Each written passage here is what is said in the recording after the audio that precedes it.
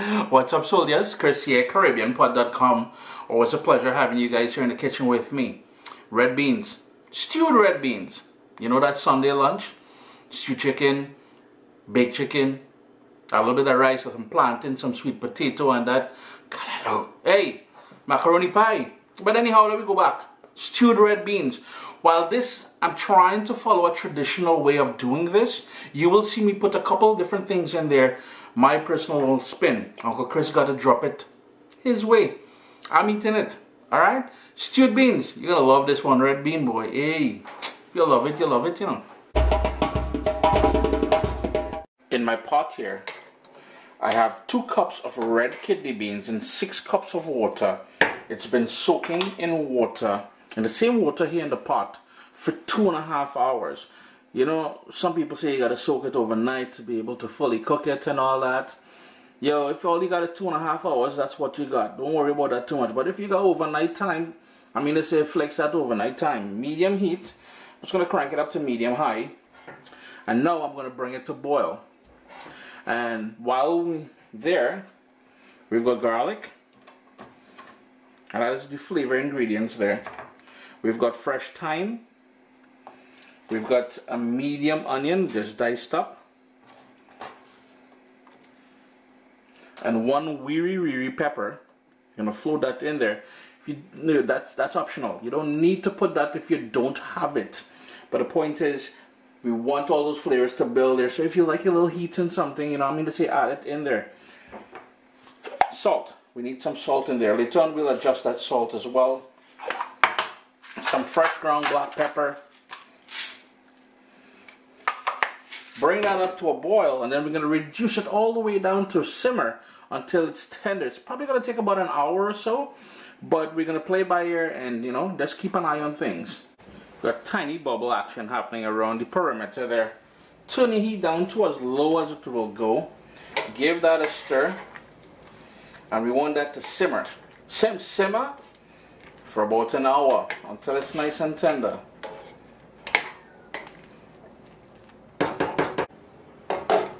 It's been going now for about an hour and 10 minutes. The sprigs of thyme, you can remove that. That's already done its job. Now here's where the real fun is going to begin. And you'll notice they're starting to crack open. They're starting to get tender. They probably still got another bit of cooking to do to be fully tender to the way I want it. However, we are going to cook this now. We're going to infuse it with a ton of flavor now. And this is where we're going to continue cooking it. So we're going to switch pots and get started. And this is the sort of stewing process of the beans. So first we tenderize it. Now it's to stew it and add more flavors.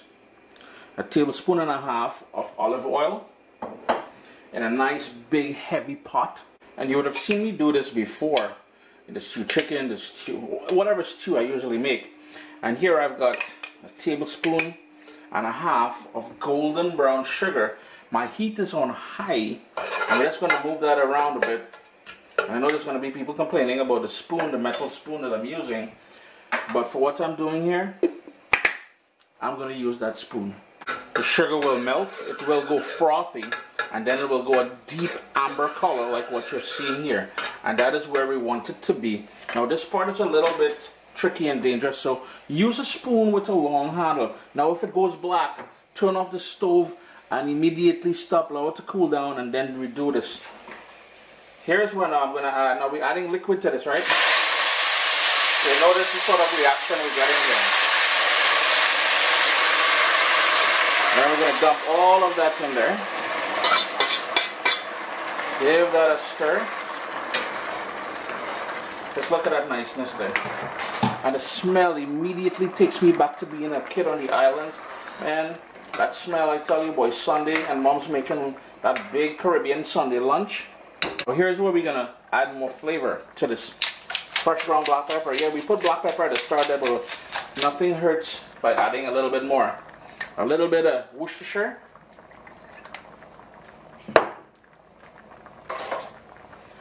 Some Caribbean green seasoning. Some scallions. Diced celery. Diced carrots. Diced tomato.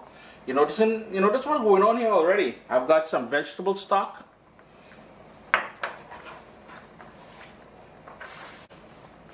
Give that a quick stir, and that's going to bring a lot of body to these beans as well.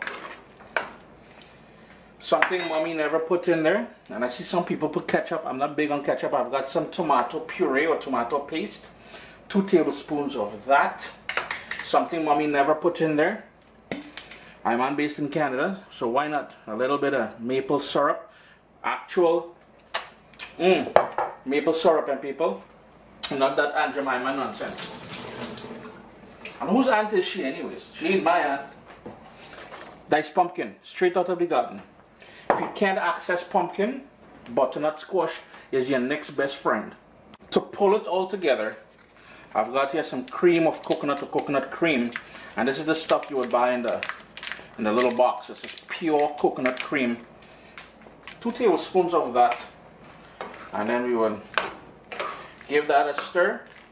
We want to bring that up to a boil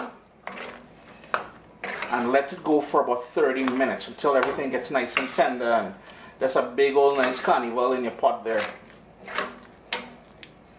It's been going now for about closer to 20 minutes.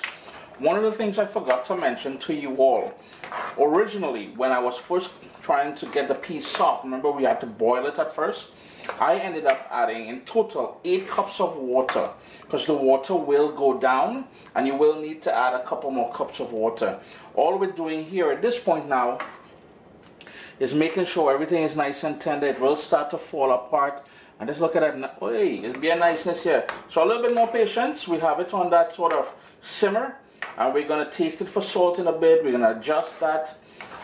I just remembered I forgot a key ingredient in my humble opinion, and that is some of my dehydrated pimento peppers. If you have fresh pimento peppers, toss that in there. You're going to love me for that. If you can't have it, if you can't sauce it, well, you cannot sauce it. Don't fret. There's still niceness in here. Now, the other thing is, if you wanted to add coconut milk, pure coconut milk, the liquid stuff, you can certainly do that. It's just that I had, apologies for the lighting, I didn't realize the light above the stove there was giving it a sort of an orange hue. But if you have liquid coconut milk, you can go in with that instead of the solid stuff that I had there. Yo, this is almost done, man. I'm just gonna allow that pimento pepper to do its little thing there, and then taste it for salt, adjust it, and we got one final thing to go in with. As a born and bred Trinbagonian, you know, some shado benis going inside this. I'm gonna chop that very finely now. Give it a wash, chop it up, toss it in there. If you cannot sauce this, some cilantro will work. If cilantro is not your thing, some parsley. You know, and it is a long recipe to put together, because we started off with dried beans. But next week, I'll show you guys a way to cut the cooking time by 2/3. You heard me. And trust me, no pressure cooker will be used. So the shado beni is in there. It's also called culantro, if you're wondering. My salt is on point. Pumpkin breakdown, carrots, soft beans melt into... Look. Well, I thought I was going to give all this some kind of... Hey, it's only niceness up. I told you guys I'm coming hard for 2021. I lie? Just look at that niceness now. Look at that gravy. Always a pleasure having you guys here in the kitchen with me. Uncle Chris saying goodbye, good night, good morning, good evening, what? Go on sleep after you eat this, yes? You write this? Alright, never mind.